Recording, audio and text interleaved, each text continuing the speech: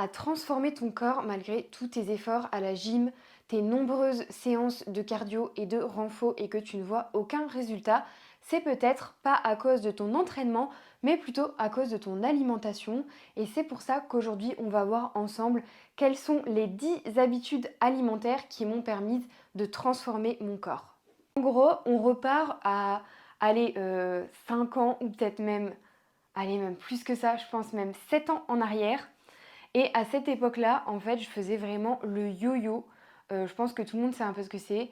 En clair, je perdais du gras, ou plutôt je perdais du poids, parce qu'à l'époque, tout ce qui m'obsédait, c'était le poids sur la balance. Je me pesais presque des fois 2 fois par jour. Enfin bref, c'était une grosse obsession. Et puis, en gros, je me privais de manger.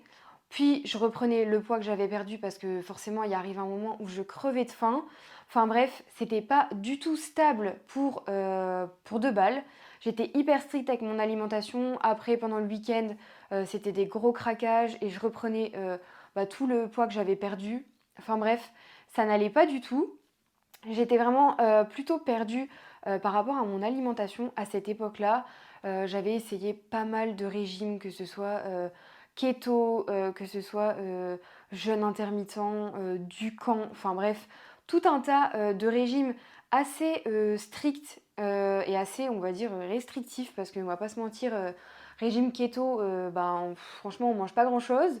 Donc j'avais un peu essayé pas mal de choses et il n'y avait rien qui fonctionnait à l'époque, ou en tout cas ça fonctionnait de façon très temporaire et puis 2 semaines après c'était reparti, j'avais repris tout ce que j'avais perdu. Pourtant, à côté de ça, je faisais quand même pas mal de sport. À l'époque, je faisais non seulement des cours collectifs, mais je faisais aussi déjà un petit peu de muscu. J'étais pas encore dans le game muscu comme maintenant, mais c'était, on va dire, mes débuts et je faisais du sport régulièrement. J'allais à la salle quand même plusieurs fois par semaine et donc malgré ça, je voyais aucun résultat.